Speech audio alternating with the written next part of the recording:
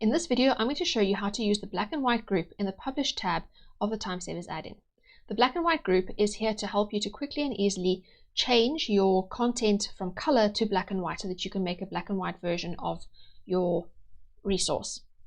So what you can do is you can choose if you want to affect the text, you can choose if you want to affect the shapes, and you can choose if you want to affect the pictures. And if you choose each of those, then you have different settings for each one. So if you want to change the text to black and white, you can choose to either change all the text to black, or you can choose to change the text to black or white depending on its original color and the fill of the shape that the text is in. You can also choose different settings for shapes. So for the shapes, you can choose to fill all the shapes with white, or you can choose to fill them with black or white, depending again on the color that it was to start with and also the color of the text. And you can also choose to change the shapes to grayscale if you want. Then for pictures, you can also choose different settings. There are 4 different black and white settings, and then there's also the option to change the pictures to grayscale if you want. Okay, so let me just go and show you the different ways that this can be done. So first of all, I'm just going to select the text just so you can see what happens if you just have text selected. Now, in order to use this, you have to have the slides that you want to affect, that you want to change the content on, selected. So I'm going to select the first slide, and I'm going to go and click over here. Now, this is just going to change the text. I chose all black. So all the text in all the pictures or shapes on, not pictures, all the text in all the shapes on the slide has now changed to black. Okay, so let me undo that. Then if I choose black and white, then it'll go like this. It will then look and see what the color is of the fill. So if the fill is a very dark color, it will change the text to white. If the fill is a lighter color, it will change the text to black in an effort to maximize the contrast so that it's easier to read the text. Also, it will look and see if there is an outline. So before I changed it, you can see all of these had outlines, and it will change the text outline so that it has the biggest contrast to the background, and then it will change the inside or the fill of the text to the opposite color. So if it's changing the outline to black to get a bit good contrast, then the inside or the fill of the text will be white. And conversely, if it changes the outline of the text to white, then it will change the fill of the text to black. So that is what happens if you have outlines as well, always trying to keep the contrast as much as possible. If you have no text in a shape, then it obviously just won't be affected unless you have the shapes option selected. So now I'm going to deselect text. Actually, wait, let me just quickly undo that. And now I'm going to do that and select the shapes. So when you only have shapes selected, it's not going to change the text, it's not going to change pictures. Unless the pictures have got a background fill color and an outline, then that will be affected, but the picture itself won't be affected. Okay, so if I choose over here all white, then when I click on this, it's just going to change to white like that. I chose not to affect the text, which means that I now have white text on a white background, and there's nothing I can do about that unless I change this over here and I choose to actually do the text. If I choose this option, black and white, then it will rather keep the darker shapes dark and change them to black, and the lighter shapes will change to white. If I choose to change shapes to grayscale, then it's going to look like that. So you have that option as well. Okay, so that's if you have only the shapes selected.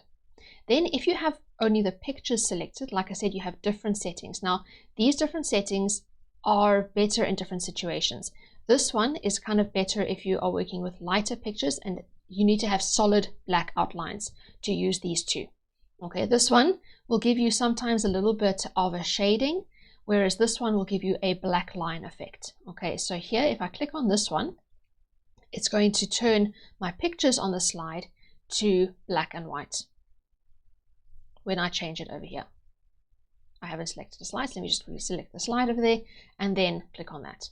So now you can see that it has changed it to black and white. But because it's setting 1, I do still have a bit of a shading sort of effect over here where there was darker areas of the picture. So this one it's, unless you want the shading, this one is better when you have lighter pictures with a solid black outline, so you have more contrast. If you choose the second option, so let me just quickly undo that. If you choose the second option over here, then it is the same as making it black line. Then only the parts of the picture that were actually black will stay black. Everything else is going to change to white. Then you also have the other two options over here. So let me just undo and change this to setting 3. Now this one is better, so it's not going to really work so well with this. Setting 3 is better when you're working with pictures that are lighter in color and that do not have black outlines. So I'll show you on the next slide when it is better to use these ones, but if you do use it for one like this, this is the sort of effect you're going to get, and it's going to go very dark like that. And then if I select the setting 4 option, then when I change to black and white, it's going to look like this, which is slightly lighter than it was with setting 3. So these two, like I said, are better for when you have got lighter pictures without black lines. Okay, now I'm just going to show you what it's like when you have more settings selected, or over here, more options selected. So I'm just going to undo that. Now, if I choose to have the text and the shapes and the pictures all change, then depending on the settings that I've got over here, so if I choose over here to be all black and this to be all white and this to be setting 2, then when I change to black and white, it's going to look like this. So you can see over here that this has all changed to the black line option. Here, all of my shapes have been changed to a white background or a white fill, because that's what I selected over here, and all the text has been changed to black. Whether it's the text or outline, it's all been changed to black. Okay, now if I change those settings and I rather choose black and white over here, then it's going to look like this. And now you can see that because I chose black and white for text, it means that I can now have the outline appearing, and because I have all white for the background, all of the shapes have been filled with white, which means that these outlines are going to be black and the fill of the text is going to be white. However, if I choose over here black and white and this all black, then when I change this, then this one is going to change to black because it has no text that needs to show up on it. But these ones, because I chose all black for the text, it means that in order for the text to be visible, the shapes have to be white. So it doesn't matter what color the background is, to start with, it will change to white if it has text on it. Otherwise, you won't be able to read the text. Okay, so that's what's going to happen when you have all black for the text and black and white for your shapes. It will look at, if there's no text, it will look at the color of the shape and it will change the color accordingly. If it's very dark, it'll change it to black. If it's lighter, it'll change it to white. Then all the shapes that have text on them will change to white so that the text will be visible. Okay, so let me undo that. Then you can also have black and white for both of them. Now, if you have black and white for both of them, it's going to look like this. Now, because you can have the text changing to white, the shapes can change to black if they're already on a very dark color, but they won't change to black if the color isn't dark enough. Okay, so if the color is lighter, then it won't change to black, it'll change to white, and the text will rather change to black, like these ones over here did. Okay, then you can also have the option of changing your shape to grayscale like this, in which case it's going to look more like this. Then your shapes change to grayscale and the text will change to either black or white, because I have black and white selected over here, so that you have the best contrast possible for the background shape and the text. Okay, and then also you can change your shape settings as I already showed you. So those are the different options for the settings you've got over there. Also, just be aware if your shape has got a background fill. So for instance, if, let me just go over here and fill the background with a dark color. So let's just make it that color. Okay, so if my shape has got or my picture has got a background fill, then when I do this, that background fill will be taken into account when I'm doing the shapes, not the pictures. Okay, so just be aware of that.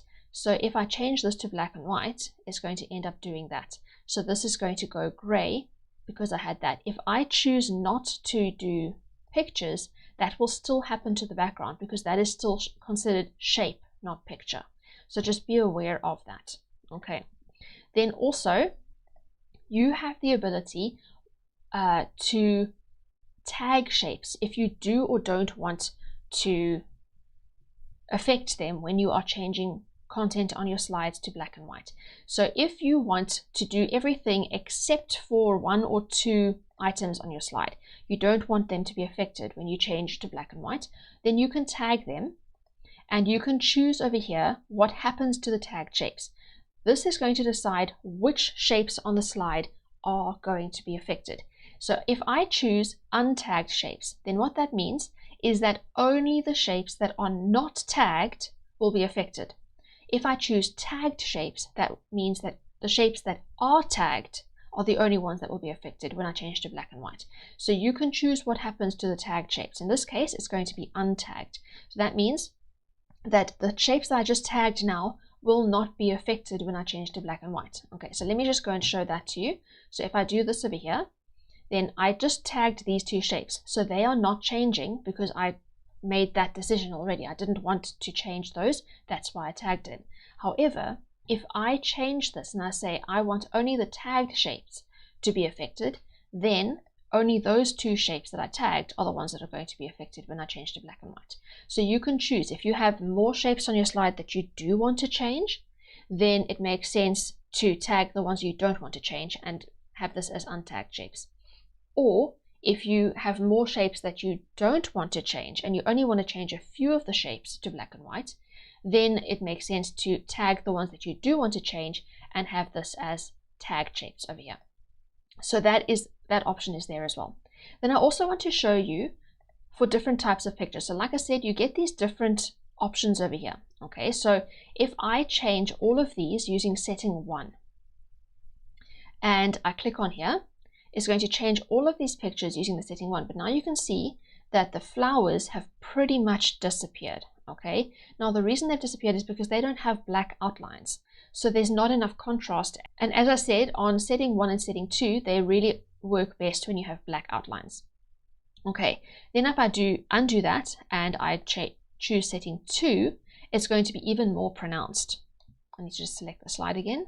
Okay, so it's going to be even more pronounced now that these ones are going to be completely gone because there are no black outlines. Remember, I told you setting 2 is really when you are wanting to have complete black line effect, which means you have white fill and no shading at all. Now, because those had no black in them at all, it's just disappeared completely. It's all changed to white. Also take note over here on these erasers, the front of the eraser has changed to white because if you look very closely, that color is actually very, very close to black. It looks black from a distance, but it's not black. It is actually a dark gray.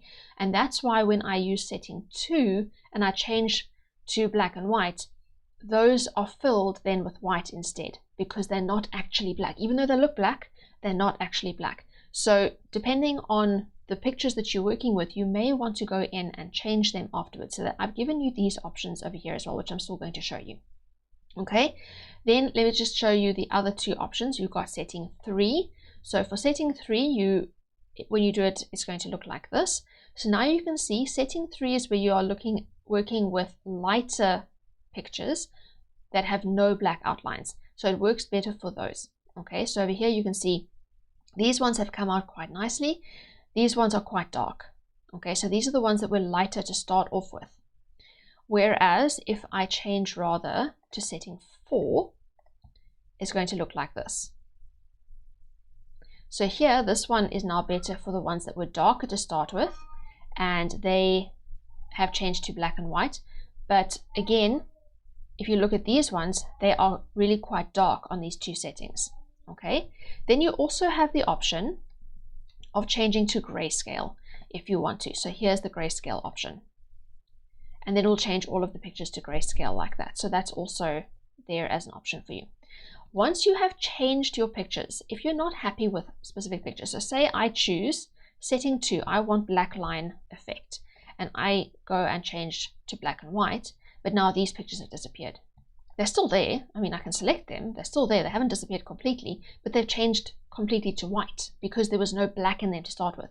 What I can do is I've given you these options over here. You can go and change the settings for selected shapes using these options. So over here, I can choose setting 1 or setting 2 or setting 3 or setting 4, or I can also change to grayscale, or I can change to color. Now just be careful with the color option. When you change pictures to grayscale or black and white in PowerPoint, the color is then gone from it completely. So in order to get back the original color, you either have to reinsert the old picture, or you have to reset it using the picture format and then the reset picture option over here. Now I have got this over here for you. If you inserted the picture using my add-in, so over here in the pictures group, let me just make it more visible so you can see over here. In this pictures group, you can insert pictures, and when you insert pictures, the file path is saved with the picture. And if you do that, and then you want to go and change to color, like that's what I did for these ones, then when I change it to color, it will update all of those pictures and put in the pictures that were inserted in the first place. And so it will revert back to what it was before when you first inserted it. However, if you use pictures that were inserted using the normal button on PowerPoint, and if this is changed, so over here, if I change this to setting 3 or anything like that, setting 4 or setting 2 or setting 1, any of them, if I want to change it back to color, it's not going to be able to update that picture and reinsert it. So what it has to do is it has to use that reset option, okay? But when it resets the picture, if you have any formatting that you added to that picture, so if you have a background fill, or if you have an outline, or if you have a shadow or anything like that, then that formatting is going to disappear. So just so that you're aware that that can happen. Another option that you can then use is instead, so if I choose that, then it will reset it. But instead, what you could do is you could then go and change the picture by inserting it again, or by using my add-in to insert it again over here as well. Okay, so those options are there for you as well. But if you haven't used my add-in to insert the picture in the first place, then it will have to use the reset option if you want the add-in to actually change it back to color for you. Okay, so let me just get rid of that. And then also, I want to show you over here. So if I have one of these settings over here, let me just select my pictures, I forgot that. Okay, so if I have one of these settings over here, then I can also adjust the brightness and the contrast to try and get to something that I'm happier with. So if I feel that these ones are too dark, but I'm okay with those ones, then I can adjust the brightness and the contrast like this until I'm happy with it. Or I can just change it using that if I want to, and then I can adjust further from there as well. So you can also make adjustments. Then I also just want to quickly make a disclaimer. If you are using this tool to create black and white versions of your content, please make sure that you do abide by the terms of use of all the clip artists whose work you use, because there are some clip artists. I looked through an enormous number of clip artists' terms of use, and I found that there were some who did specifically say that you may not alter and change the colors of their clip art. So just be aware of that. Make sure that you abide by the terms of use of any clip artist whose work you are using in your resource. And if you're not sure, then reach out to them and ask them and direct them to my add-in and let them check it out and see exactly what it's going to do to the picture. Tell them, if you want to, that it's just changing the brightness and the contrast just to make it black and white, and let them make that decision. The fact that I've made this feature doesn't obviously give you permission to break somebody else's terms of use. So you need to make sure that you still abide by the terms of use for any clip artist whose work you are using. And also remember that if they have created a black and white version of their images, that would be the better option for you to use anyway, because it's going to be higher quality than taking the color one and adapting it. So just bear that in mind as well when you are using this tool. Okay, and that is how you use the black and white group in the Publish tab of the Time Savers add-in. I hope that has been helpful, and I hope that you have a fantastic day. Thank you. Goodbye.